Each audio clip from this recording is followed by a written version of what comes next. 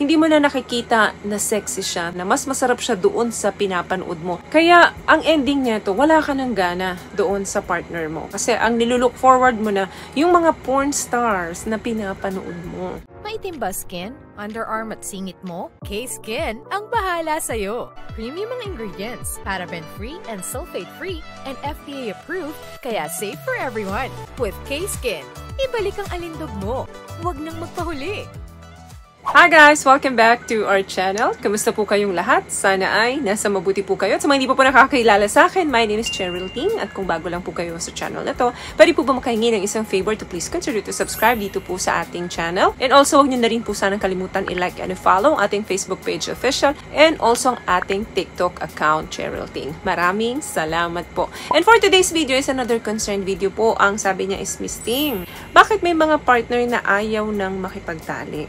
Noon, hindi naman kami ganito. Please, enlighten po. Okay, bakit nga ba may mga taong hindi na ini-enjoy ang sex? Unang-una dyan, kulang ang pagmamahal, lack of love. Alam nyo guys, ang love ay isang aphrodisiac yan. Yan yung isa sa greatest na pampagana. Mas masarap na ginagawa ang talik kapag mahal mo yung katalik mo. Pag in love ka, siya yung pinakamaganda, siya yung pinakagwapo at pinaka-sexy. Kaya nakakahanap ka ng pleasure doon. Ang sex ay hindi lang naman yan act of para mag-climax ka. It's an act of intimacy. At kapag nagmamahalan kayo, masarap na ginagawa niyo ito. Leading na mag-climax kayo. Yun ay bonus na lang. Number 2, ito yung masyado na siyang maraming iniisip. When you are making love, dapat libre at bakante ang isipan mo. Kasi kapag bakante ang isipan mo, pleasure will follow. Kaya kinakailangan na dapat sinaset aside mo yung mga alalahanin mo, yung mga stress mo. Forget about the bills, the work, the responsibility, etc. habang ginagawa nyo yan. Kasi pag masyado kang maraming inaalala, hindi ka talaga mapi-pleasure. Stop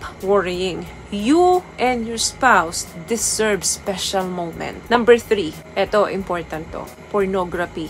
Baka naman nahuhumaling ka na sa panunood ng mga porn. Alam nyo guys, ang panunood ng porn, makaka-confuse yan sa isipan nyo kasi nagkikreate kayo ng image of strangers. Kaya ang panunood nito, minsan addictive talaga. Kasi nakapanood ka ng ibang scene, tapos nag-aantay ka or you're looking forward na naman na makapanood ng iba't ibang scene. So, hindi mo na mamalayan na slowly nagiging manhid ka na doon sa partner mo. Hindi mo na nakikita na sexy siya, na mas masarap siya doon sa pinapanood mo at mas real itong spouse mo kesa doon sa stranger na pinapanood mo. Kaya, ang ending nito, wala ka ng gana doon sa partner mo. Kasi ang nilulook forward mo na yung mga porn stars na pinapanood mo. And, of course, wag mong kalimutan, alam ng partner mo na nawawalan ka na ng gana sa kanya. Pwedeng mag-lead ng malaking problema yan sa relasyon nyo kapag hindi mo naitigil yan or pag nauwi sa addiction yung panonood mo ng porn. Di mo na ma-enjoy yung partner mo sa tuwing magtatali kayo. Kasi kinukompare mo na yung wife mo doon sa mga napapanood mo o yung husband mo doon sa mga napapanood mo. Or minsan naman hindi ka na nakakatapos doon sa partner mo. Aantayin mo siyang matapos then ikaw magsosolo ka at manunood ka ng porn. Remember guys, ang sex is a custom made for every couple. So, leave the world behind. It's just you two. Walang iba.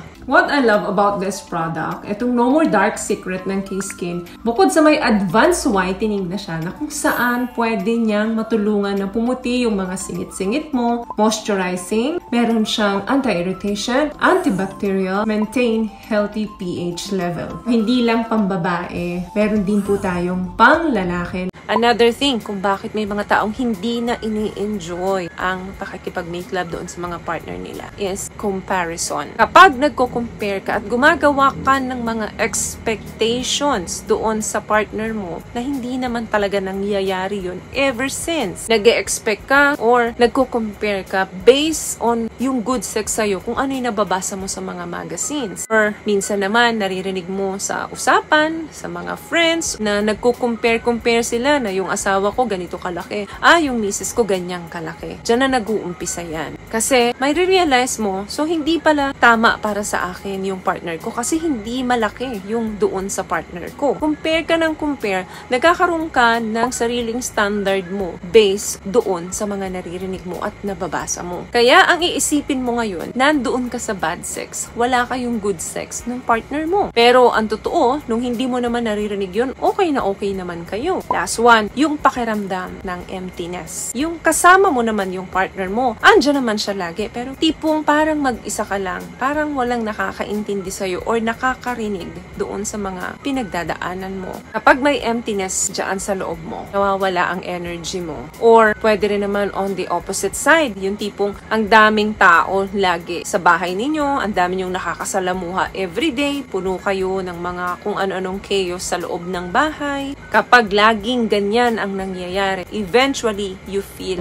lost. Because sleeping with so many people drains you. Kaya, pagdating sa sex, nagkakaroon ng deep feeling of emptiness. So, ang end up, nawala na talaga yung gana mo sa pakikipagtalik doon sa partner mo. Alam naman natin, di ba, na ang pakikipagtalik, masarap yan, enjoyable yan, lalo na kung wala kang inaalala, and most especially, kapag yung katalik mo, yung mahal mo talaga at partner mo, especially sa mga married couple. Pero kapag wala na ang pagmamahal or lack of love, too much thinking, too much worry, mahilig ka mag-compare doon sa ganito, good sex si kumpare, si kumare, si sis, si besh, yung mga nababasa ko online, yung mga napapanood ko online, bakit hindi tulad nung sa amin? Compare ka na ng compare. And also yung panunood ng pornography, isa yan sa nakakababa ng pagnanasa mo doon sa partner mo. Kaya hindi mo na ine-enjoy yung kapartner mo, hindi mo na nakikita na sexy siya at masarap siya. And syempre, yung feeling of emptiness. Kapag yan ay hindi ninyo naagapan sa relasyon, talagang magdudulot ito ng hindi magandang resulta para sa relasyon nyo. So, communicate and understand your partner. Yan yung pinakamabisang susi para maging mas masarap at successful yung relasyon ninyo. So, yun lamang guys ang video natin for today. I hope nakapagbigay po ako ng tips at kung nagustuhan nyo ang ating video, please give it a thumbs up, comment down below, and also share this video na rin po sa mga kaibigan na sa tingin nyo matutulungan ng video natin. Once again, palagi po kayong mag-iingat at palagi po kayong manalangin. Thank you guys for watching and see you in our next one. Always love yourself and be a blessing. Bye!